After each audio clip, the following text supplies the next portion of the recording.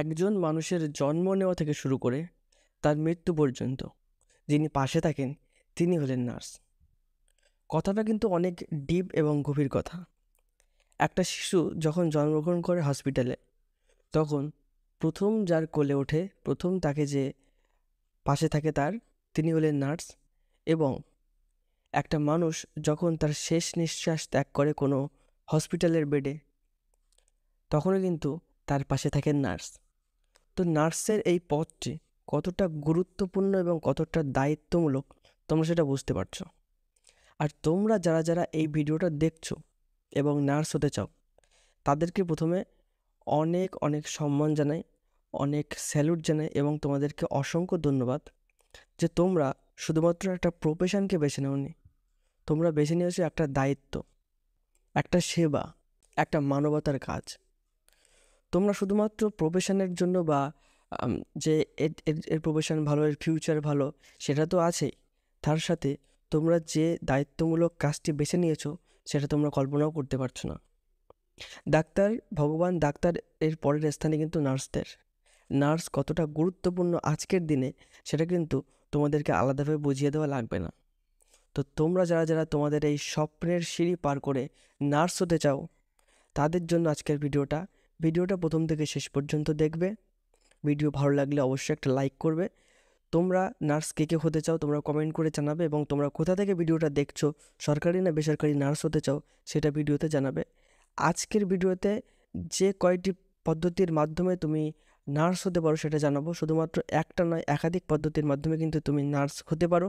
তো সবগুলো তোমাদেরকে জানাবো। তো সেজন্য ভিডিওটা প্রথম থেকে শেষ পর্যন্ত তোমাদের অনেকেরই কিন্তু নার্স হওয়ার স্বপ্ন আছে। তোমরা জানতে চাও যে কীভাবে নার্স হওয়া যায়। তো তোমরা অনেকে হায়ার সেকেন্ডারি দিয়েছো, কেউ কেউ 11 বা 12-এ পড়ছো, আবার কেউ মাধ্যমিকে রয়েছো। তোমরা কিন্তু জানো না ঠিকভাবে যে কীভাবে নার্স হওয়া যায়।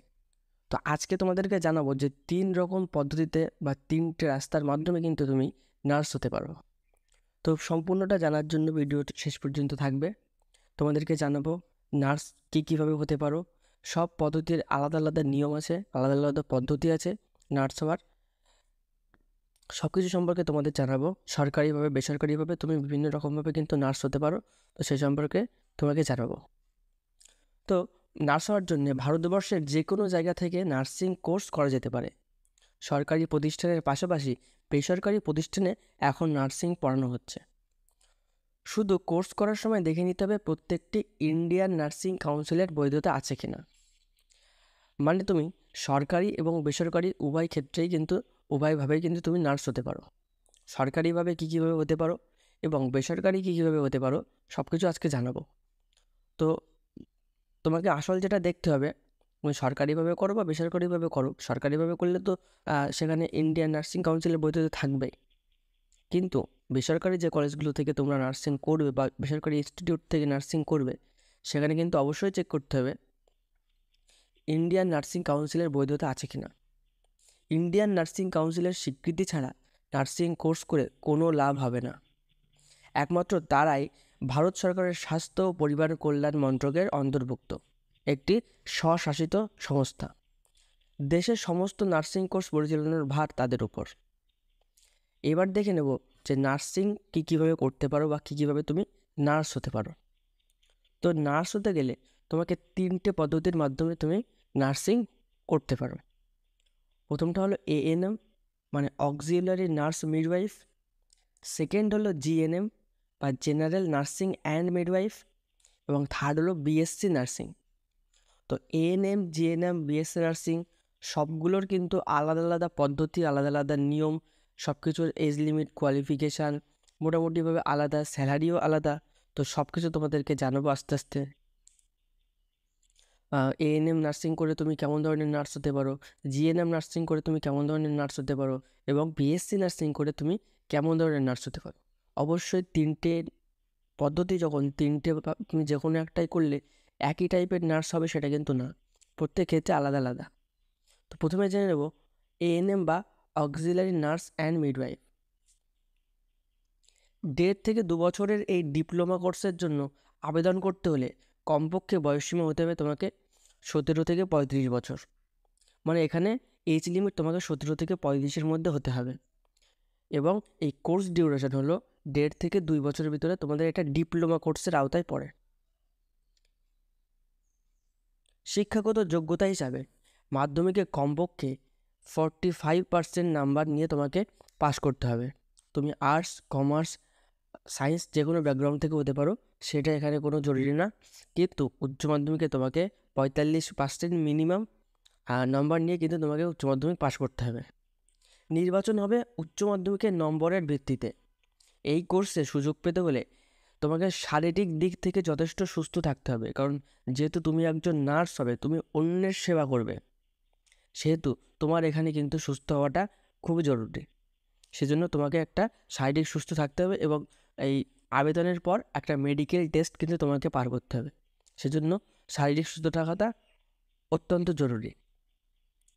এমনিতে কিছু শিক্ষা প্রতিষ্ঠান পৃথক করে প্রবেশিকা পরীক্ষার ব্যবস্থা করলেও অধিকাংশ উচ্চ মাধ্যমিকের নাম্বার এবং ইন্টারভিউয়ের মাধ্যমে কিন্তু মেধা তালিকা প্রকাশ করে।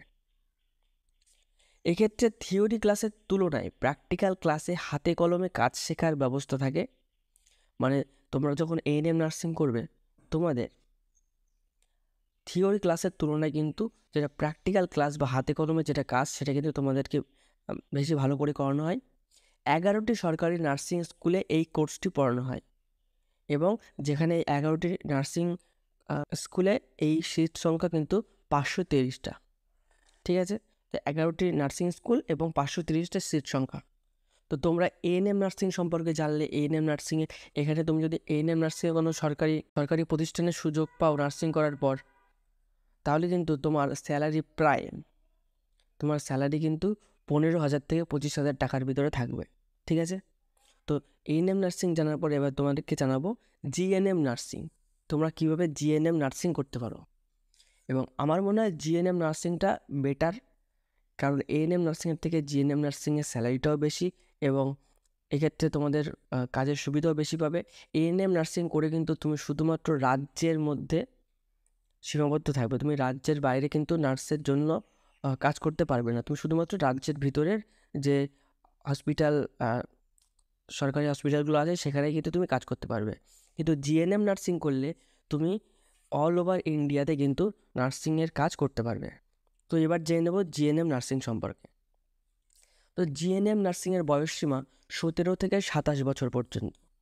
তবে কেউ যদি জিএনএম নার্সিং করার আগে এএনএম নার্সিং কোর্স করে থাকে, তাহলে কিন্তু বেশিরভাগ ক্ষেত্রে সেই সব ক্যান্ডিডেটদের বয়সের ঊর্ধ্বসীমা দেখা হয় না, কারণ সে যেহেতু এএনএম নার্সিং ডিপ্লোমা কোর্সটি করে রেখেছে, সেজন্য তার ঊর্ধ্বসীমা মানে বয়সের ঊর্ধ্বসীমা মানে নর্মালদের ক্ষেত্রে যেরকম 17 থেকে 27, তাদের কিন্তু ঊর্ধ্বসীমাটা দেখা হয় না। বেশিরভাগ প্রতিষ্ঠানেও কোনো বয়সের ঊর্ধ্বসীমা দেখা হয় না, তবে শিক্ষাগত যোগ্যতা হিসাবে উচ্চ মাধ্যমিকে 40% নাম্বার থাকতে হবে। মানে তোমাকে মিনিমাম উচ্চ মাধ্যমিকে 40% নাম্বার নিয়ে পাশ করতে হবে এবং এখানেও কোনো আর্টস, কমার্স, সায়েন্সের ব্যাপার নেই। এই কোর্সটির মোট মেয়াদ 3.5 বছর। আসলে কোর্সটি 3 বছরের এবং এই 3 বছর কোর্স শেষ হওয়ার পরে তোমাকে 6 মাসের জন্য কোনো হাসপাতালে ইন্টার্নশিপ করতে হবে। তো 3 বছর এবং 6 মাস, মোট 3.5 বছর। মেন কোর্স 3 বছরের, 6 মাসের ইন্টার্নশিপ। এই কোর্স করা জেনারেল নার্সদের রাজ্য সরকার কাউন্সিলের রেজিস্ট্রেশনও থাকে। মানে তোমরা একটা রেজিস্টার্ড নার্স বলতে পারো, তোমাদের নাম রেজিস্টার্ড হয়ে যায় নার্সিং কাউন্সিলের খাতায়। এই কোর্স করলে তুমি সরকারি বেসরকারি হাসপাতালে চাকরি পেতে পারো। পশ্চিমবঙ্গের 82টি নার্সিং স্কুলে জেএনএম কোর্সটি পড়ানো হয়, তার মধ্যে 43টি সরকারি এবং বাকিগুলি বেসরকারি। আসন সংখ্যা প্রায় 4,040টি। তবে যেহেতু এখন নার্সিংয়ের প্রচুর চাহিদা এবং প্রচুর স্টুডেন্ট নার্সিং করছে, সেহেতু এই নার্সিং স্কুলের সংখ্যাও বাড়ছে এবং সেখানে আসন সংখ্যাও কিন্তু বাড়ানো হচ্ছে। এবং আমি আগেও বলেছি, তুমি জিএনএম নার্সিং করে শুধু পশ্চিমবঙ্গে নয়, পশ্চিমবঙ্গের বাইরেও তুমি নার্সিংয়ের জন্য অ্যাপ্লাই করতে পারো এবং কাজ করতে পারো। তো যারা নার্সিং করবে, নার্সিং করতে করতেও কিন্তু তোমার কাজের সুযোগ এসে যায়। কিছু কিছু ওয়েবসাইট আছে যেখান থেকে বেসরকারি বিভিন্ন হসপিটাল নার্স হায়ার করে। তো তোমরা যদি সেই সব ওয়েবসাইটে নিজের নাম রেজিস্টার করে রাখো, বা তোমাদের লিঙ্কডইন প্রোফাইল, যেটা তোমাদের একটা সোশ্যাল মিডিয়া, সেখানে যদি তোমরা প্রোফাইল বানিয়ে রাখো, সেখান থেকে কিন্তু প্রচুর নার্স তোমাদেরকে হায়ার করে বিভিন্ন বেসরকারি হসপিটালগুলো। এবার আসি, তোমরা এএনএম জানলে, জিএনএম জানলে, তো থার্ড একটা রাস্তা এখনও তোমাদের জন্য বেঁচে আছে, যেটা হলো বিএসসি নার্সিং। তো বিএসসি নার্সিংয়ের কিন্তু অনেকটা ফিউচার, অনেক ধরনের তুমি পদের জন্য কিন্তু বিএসসি নার্সিং করে সেখানে কিন্তু তুমি নিযুক্ত হতে পারো। এএনএম বা জিএনএম করে, যখন এএনএম করে তুমি রাজ্য সরকারের নার্স হতে পারবে, জিএনএম করে তুমি রাজ্য সরকার প্লাস কেন্দ্র সরকার মানে অল ওভার ইন্ডিয়ান নার্স হতে পারবে। এবং যেটা বলা হয়নি, জিএনএম নার্সিংয়ের স্যালারি কিন্তু প্রায় 25 থেকে 35,000 টাকার ভিতর তোমার স্যালারি থাকবে। এবং তুমি যদি বেসরকারি হসপিটাল বা বেসরকারি নার্সিংহোমে তুমি সিলেকশন হও, সেখানে কিন্তু তোমার স্যালারি আরও বেশি হতে পারে। ঠিক আছে, তো বেসরকারি স্যালারি অবশ্যই বেশি হতে পারে তোমার কাজের দক্ষতা হিসাবে। তো নার্সিংয়ের শেষ যে শাখাটি তোমাদের জন্য এখনও বেঁচে আছে সেটা হলো বিএসসি নার্সিং। তো বিএসসি নার্সিং করতে হলে কী কী তোমার কন্ডিশন লাগবে, তোমরা কী কীভাবে করতে পারবে? 45% নাম্বার নিয়ে উচ্চ মাধ্যমিক পাস করতে হবে। মিনিমাম তোমাকে 45% নাম্বার নিয়ে উচ্চ মাধ্যমিক পাস করতে হবে। এবং এক্ষেত্রে সবথেকে জরুরি যে কথা সেটা হলো উচ্চ মাধ্যমিকে তোমাকে কিন্তু সায়েন্স নিয়ে, সায়েন্স স্ট্রিমে তোমার থাকতে হবে। ঠিক আছে, তো যারা এখনও মাধ্যমিকে আছো, মাধ্যমিকে আছো এবং এই ভিডিওটা দেখছো, তাদের বলবো তারা কিন্তু যদি বিএসসি নার্সিং করতে চাও তোমরা কিন্তু সায়েন্স নিতে পারো। এবং তোমার সেই সায়েন্স স্ট্রিমের মধ্যে ফিজিক্স, কেমিস্ট্রি, বায়োলজি অবশ্যই থাকতে হবে। যারা এবার মাধ্যমিক দিলে 11-এ উঠবে ভাবছো এবং সায়েন্স নেবে ভাবছো, তারা কিন্তু অনেকে ভাবো যে বায়োসায়েন্স নেবো না, মানে কেউ ভাবো বায়োসায়েন্স নেবো, কেউ ভাবো পিওর সায়েন্স নেবো, কেউ ফিজিক্স, কেমিস্ট্রি, ম্যাথ নাও, বায়োলজিটাকে বাদ দাও, কেউ ফিজিক্স, কেমিস্ট্রি, বায়োলজি নাও, ম্যাথটাকে বাদ দাও, কেউ বায়োলজি বাদ দিয়ে কম্পিউটার সায়েন্স নাও। তা আমি বলবো যাদের নার্সিং করার ইচ্ছা আছে, নার্স হওয়ার স্বপ্ন আছে এবং সায়েন্স নিচ্ছ, তারা কিন্তু ফিজিক্স, কেমিস্ট্রি, বায়োলজি অবশ্যই রাখবে। এবং সাথে তুমি ফোর্থ সাবজেক্ট হিসেবে আরেকটা রাখতে পারো, নাও রাখতে পারো। ঠিক আছে, তো এবার জানবো বিএসসি নার্সিং সম্পর্কে। তো আমরা দেখলাম যে 45% নাম্বার নিয়ে মাধ্যমিক, উচ্চ মাধ্যমিক পাস করতে হবে এবং সায়েন্সের স্টুডেন্ট হতে হবে।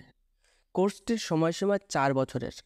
প্রথমে দেখলাম আমরা এএনএম নার্সিং 2 বছরের, 2 থেকে 2.5 বছরের, জিএনএম 3.5 বছরের মানে 3 বছরের এবং 6 মাস ইন্টার্নশিপ, এবং বিএসসি নার্সিং হলো 4 বছরের।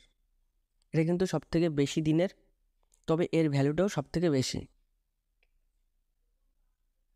তবে যদি কেউ জিএনএম নার্সিং করে থাকে, যদি কেউ জিএনএম নার্সিং করে হায়ার স্টাডি বা হায়ার তোমার নিজেকে আপগ্রেড করার জন্য বা নিজের পোস্টটা আরও উপরে নেওয়ার জন্য তোমরা যদি কেউ বিএসসি নার্সিং করো, তো জিএনএমের পরে বিএসসি নার্সিং করতে হলে তোমাকে একটা এন্ট্রান্স পরীক্ষা দিতে হবে এবং তোমার বিএসসি নার্সিং 2 বছরের হবে। মানে জিএনএম করার পরে বিএসসি নার্সিংয়ের যে শেষ 2 বছর, সেই শেষ 2 বছরে তুমি অ্যাড হয়ে যাবে এবং তুমি বিএসসি নার্সিং করতে পারবে। মানে ধরো বিএসসি নার্সিংটা 4 বছরের, প্রথম 2 বছর তোমাকে করা লাগবে না। তুমি যদি জিএনএম করে থাকো তাহলে প্রথম 2 বছর তোমার করা লাগবে না, বিএসসি নার্সিংয়ের লাস্ট 2 বছর তোমাকে শুধু করতে হবে। তাহলে জিএনএম করা থাকলে তোমাকে তোমার বিএসসি নার্সিংয়ের ডিগ্রিটা মাত্র 2 বছর তুমি পেতে পারো। তো জিএনএমটা হবে 3.5 বছরের এবং বিএসসিটা হবে তোমার 2 বছরের। সেক্ষেত্রেও কিন্তু 5-5.5 বছর লেগে যাচ্ছে। এবং ডাইরেক্ট তুমি যদি বিএসসি নার্সিং করো সেক্ষেত্রে তোমার 4 বছরে হয়ে যাচ্ছে। কিন্তু এই ডিগ্রি কোর্সটি করার জন্য একটা প্রবেশিকা বা এন্ট্রান্স পরীক্ষায় কিন্তু বসতে হবে। জিএনএমের ক্ষেত্রেও একটা এন্ট্রান্স পরীক্ষায় বসতে হয় এবং বিএসসি নার্সিংয়ের ক্ষেত্রেও তোমাকে একটা এন্ট্রান্স পরীক্ষায় বসতে হবে। এর জন্য প্রতি বছর এপ্রিল-জুন মাস নাগাদ এই পরীক্ষা হয়ে থাকে, এই এন্ট্রান্স পরীক্ষাটা নিয়ে হয়ে থাকে। পরীক্ষায় উত্তীর্ণ হলে মেডিকেল টেস্টের মাধ্যমে তুমি কোর্সটি করার সুযোগ পাবে। অর্থাৎ পরীক্ষার প্রস্তুতির পাশাপাশি শারীরিক সুস্থতা বজায় রাখাও জরুরি। আমি কিন্তু আগেও বলেছি তুমি এএনএম করো, জিএনএম করো বা বিএসসি নার্সিং করো, তোমার নিজে সুস্থ থাকা, শারীরিক এবং মানসিকভাবে সুস্থ থাকা কিন্তু অবশ্যই জরুরি। কারণ তুমি যদি নার্স হয়ে, নার্স কিন্তু ডাক্তারের পরের ধাপ তুমি বলতে পারো নার্স। সুতরাং নার্সের কতটা গুরুত্বপূর্ণ তুমি জানো। তারা অপারেশন থিয়েটারেও তোমার কাজ হতে পারে, তোমাকে স্যালাইন দেওয়া, রক্ত নেওয়া সবই কাজ হতে পারে। এখন তুমি নিজেই যদি রক্ত দেখে ভয় পাও বা নিজেই যদি ওই অপারেশন দেখে নিজেই যদি ভয় পেয়ে যাও, নিজেই যদি অসুস্থ হয়ে পড়ো, সেক্ষেত্রে কিন্তু নার্স হয়ে কোনো লাভ হবে না। তো সুতরাং তোমাকে শারীরিক এবং আমি বলবো মানসিকভাবেও কিন্তু ফিট থাকা জরুরি। তো তার জন্য তোমরা এএনএম, জিএনএম, বিএসসি সব কিছুতেই কিন্তু ফিটনেস টেস্ট অবশ্যই করা হয়। তো বিএসসি নার্সিংয়ে প্রথমে এন্ট্রান্স হবে, এন্ট্রান্সের পরে তোমার শারীরিক ফিটনেস চেক করে তুমি কিন্তু তারপরে বিএসসি নার্সিং পড়ার সুযোগ পাবে। পশ্চিমবঙ্গে 32টি কলেজে এই ডিগ্রি কোর্স পড়ানো হয়, তার মধ্যে 13টি সরকারি কলেজ ও বাকিগুলি বেসরকারি। তবে এর আসন সংখ্যা কিন্তু 1850টি, 1850টি আসন সংখ্যা। অবশ্যই পরবর্তীতে আসন সংখ্যা এবং এই যে কলেজ বা স্কুল সংখ্যা কিন্তু বাড়বে। এবার আসি বিএসসি নার্সিংয়ে তোমার সুবিধাটা কী।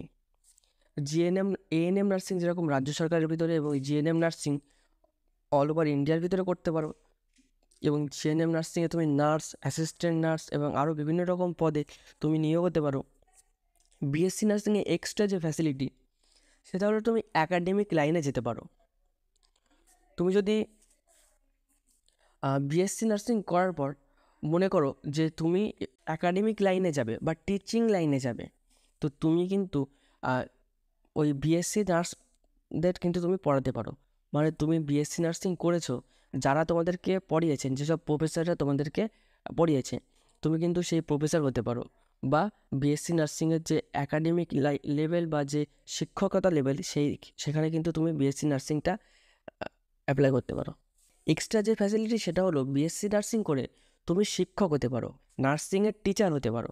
এএনএম, জিএনএম, বিএসসি নার্সিং যারা তোমাদেরকে পড়ায় বা যারা তোমাদেরকে কোর্সটা করায়, তুমি কিন্তু সেই শিক্ষক হিসেবে সরকারি এবং বেসরকারি কলেজে নিযুক্ত হতে পারো।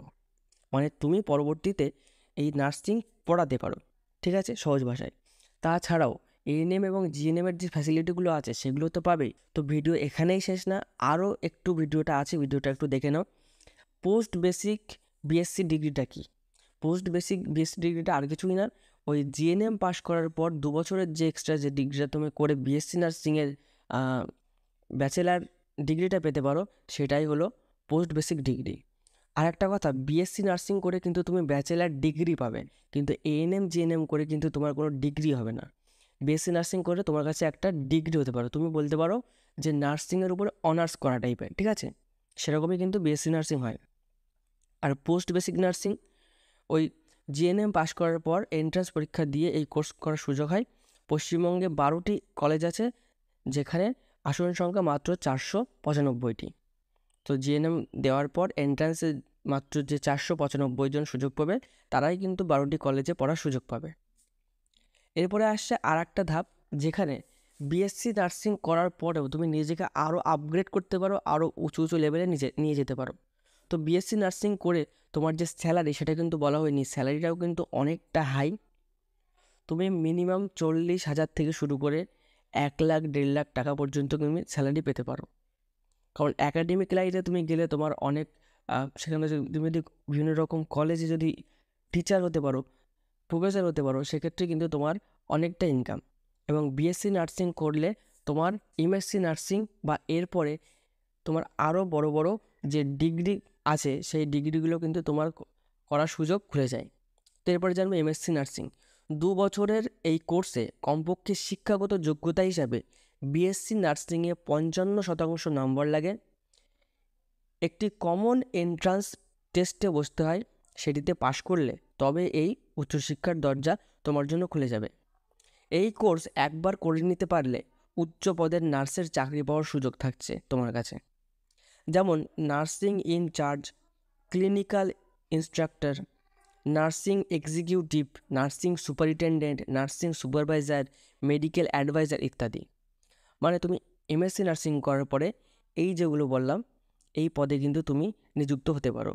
এই কোর্সের জন্য পশ্চিমবঙ্গে 16টি কলেজ রয়েছে এবং এর অধিকাংশ 11টি সরকারি কলেজ এবং বাকিগুলো বেসরকারি কলেজ।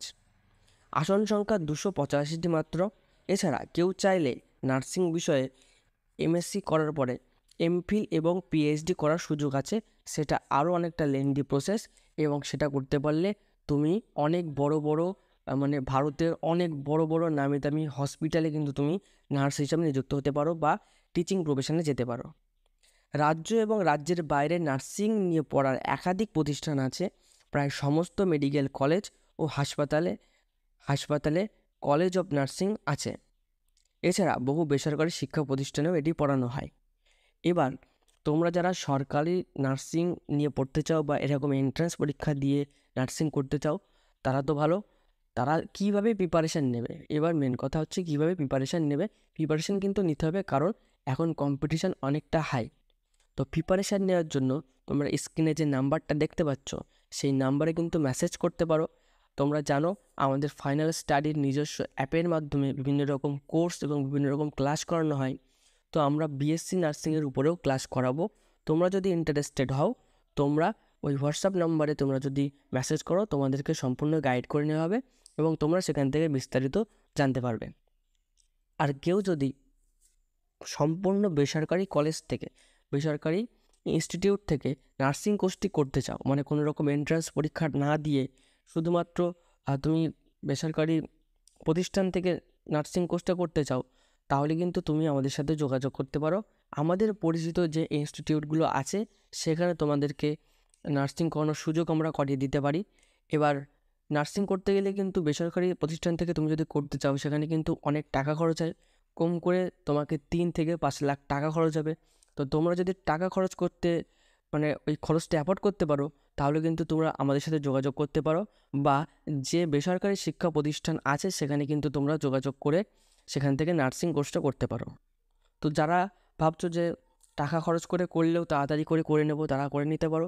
এবং যারা ভাবছো যে না, সময় লাগবে কিন্তু আমি এন্ট্রান্স পরীক্ষা দিয়ে সরকারিভাবে নার্স হতে চাই, সেও কিন্তু উপরের যে এএনএম, জিএনএম এবং বিএসসি নার্সিং 3 ধরনের পদ্ধতিতে তুমি হতে পারো। কিন্তু বিএসসি নার্সিংয়ের ক্ষেত্রে সায়েন্স থাকাটা আবশ্যক, কিন্তু এএনএম, জিএনএমের ক্ষেত্রে সেটা আবশ্যক না। তো তোমরা আজকে নার্সিংয়ের সমস্ত খুঁটিনাটি জানলে। ভিডিওটা একটু বড় হলেও তোমরা কিন্তু পরিষ্কার ব্যাপারটা বুঝতে পারলে। এএনএম কি, জিএনএম কি, বিএসসি নার্সিং কি। এবার তোমাদের কাজ প্রস্তুতি শুরু করা এবং তোমাদের ভালোভাবে পড়ে যাওয়া। আমি বলবো জিএনএম নার্সিংটা অনেকটা বেটার, কারণ এখানে তোমার সায়েন্স লাগছে না, সবাই অ্যাপ্লাই করতে পারো। আর একটা বড় কথা, এখন নার্সিং কিন্তু ছেলে এবং মেয়ে উভয়ই করতে পারে। সুতরাং তোমরা ছেলে হও বা মেয়ে হও, যেই ভিডিওটা দেখো, তুমি কিন্তু নার্সিং করতে পারো এবং নার্সের চাহিদা কোনো দিনই কমবে না। ঠিক আছে, নার্স, ডাক্তার এদের চাহিদা কোনো দিনই কমবে না। সুতরাং এমন নয় যে তোমরা নার্সিং কোর্সটা করলে তোমাদের ধীরে ধীরে চাহিদা কমে যাচ্ছে, এরকম কোনো দিনই হবে না। বর্তমানে হসপিটাল, নার্সিং হোম, সরকারি হাসপাতালের সংখ্যা যেভাবে বেড়ে চলেছে, সেভাবে নার্সের চাহিদাও কিন্তু দিন দিন বাড়ছে। এবং আমাদের ভারতে এখনও অনেক নার্স কম আছে। 1000 জন রোগীর মাথাপিছু 1.7 জন নার্স আছেন। মানে বুঝতে পারছো কতটা ঘাটতি। 1000 জন রোগীর পিছনে 1.7 জন তোমার নার্স আছে। তো সেক্ষেত্রে নার্সের একটা ব্যাপক চাহিদা আছে। এই চাহিদা মেটানোর জন্য তোমরা এভাবে এন্ট্রান্স পরীক্ষা দিয়ে ধীরে ধীরে নার্স হবে, তবে এই চাহিদাটা মিটবে। এবং প্রিপারেশান নেওয়ার জন্য নাম্বারে যোগাযোগ করো, হোয়াটসঅ্যাপ করো। কল করবে না, হোয়াটসঅ্যাপ করবে, হোয়াটসঅ্যাপ মেসেজ করবে, তোমাকে সম্পূর্ণ গাইড করে নেওয়া হবে। তো আজকের ভিডিওটা এই পর্যন্ত। এর পরবর্তীতে তোমরা ক্যারিয়ার গাইডের উপরে কোন টপিকের উপর ভিডিও চাও, কেউ করতে পারো। কীভাবে ডাক্তার হওয়া যায়, কীভাবে, যদিও তোমরা জানো, কিন্তু আরও অনেক ধরনের পথ আছে যেগুলো তোমরা জানো না। কীভাবে ডাক্তার হওয়া যায়, কীভাবে টিচার হওয়া যায়, কীভাবে আর্মি হওয়া যায়, কীভাবে পাইলট হওয়া যায়, কীভাবে রেলের চাকরির বিভিন্ন পদে যাওয়া যায়, কীভাবে ব্যাংকের বিভিন্ন পদে যাওয়া যায়। তোমরা যদি এইসবের উপরে ভিডিও চাও, তোমরা অবশ্যই একটা কমেন্ট করবে এবং তোমাদের এই টপিকের উপরে ভিডিও বানিয়ে দেবো। তো আজকে এই পর্যন্ত, দেখা হবে কোনো নতুন ভিডিওতে, কোনো নতুন টপিকের উপর। ততক্ষণ তোমরা ভালো থাকো। ভিডিও ভালো লাগলে ভিডিওতে লাইক করবে, তোমার মূল্যবান মন্তব্য কমেন্ট করে জানাবে এবং বন্ধুদের কাছে যারা যারা নার্স হতে চায়, নার্সিং করতে চায়, তাদের কাছে ভিডিওটা শেয়ার করো এবং চ্যানেলে নতুন হলে চ্যানেলটা সাবস্ক্রাইব করে বেল আইকনটি অল করে রাখো।